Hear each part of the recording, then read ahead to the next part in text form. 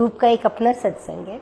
गुरु हमारे दिल की बात, मन की भावना सब कुछ समझते हैं, और अगर आपका भाव सच्चा है, गुरु आपकी हर इच्छा देखते हैं, पूरी करते हैं। ऐसे ही जब गुरु जी गद्दी पे बैठे तो आज तो स्वरूप जगह जगह मिल जाते हैं, मार्केट में भी मिलते हैं, तब स्वरूप सारे गुरु जी ही देते थे। और छोटे छोटे स्वरूप होते थे जो बैजेस के रूप में मिलते थे, उससे थोड़े बड़े वैसे मिलते थे, और किसी की ड्यूटी गुरुजी लगा देते थे कि ये स्वरूप आपने बांटने हैं। तो ये वाला स्वरूप जो थे 5 इस साइज के स्वरूप गुरुजी के पास रखे थे। और जैसे सब कहते हैं, गुरुजी के पास सारे लंगर के बाद जब हम बैठे तो सारे वीवीआईपीस बैठे हुए थे। तो गुरु के स्वरूप का लालच तो सबको होता है।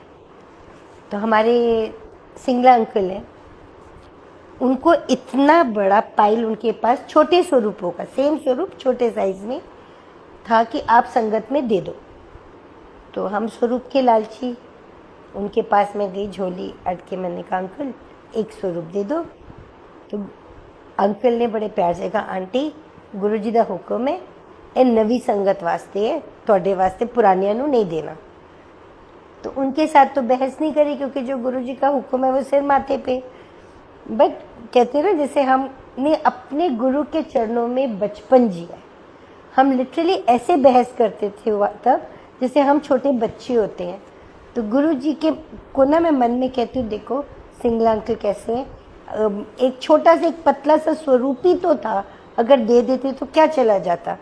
इतनी पाइल है, उसमें से एक पतला सा स्वरूप ही तो मांगा था उनसे मैंने, वो भी नहीं देते। गुरु जी आप भी नहीं देते, तो बताओ हमें कौन देगा। हम पुरानी पुरानी कहने का मतलब है कि आप हमें स्वरूप ही नहीं दोगे। तो वो 5 स्वरूप के लालच में मैं कहूँ गुरु जी एक तो दे सकते हो, आप ये सारे सामने जो वीवीआईपीस बैठे हो उनको दे दोगे।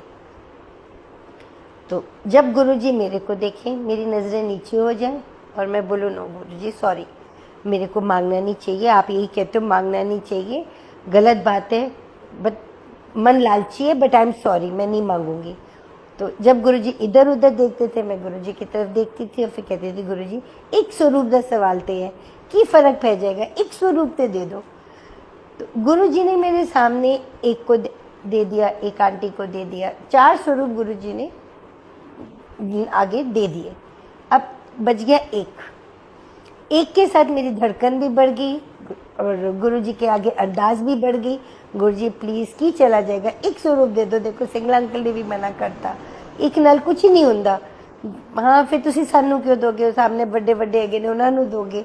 और गुरुजी बड़े प्यार से, जैसे कहते हैं ना, मेरे साथ हाइड एंड सीक खेल रहे थे। जब मैं उनको देखती थी तो वो इधर उधर होते थे, और जैसे ही वो मेरी नज़र इधर होती थी वो मेरे को देखते थे, और स्वरूप उनके हाथ में, और वो यूँ गोल गोल करके उसके साथ खेल रहे थे।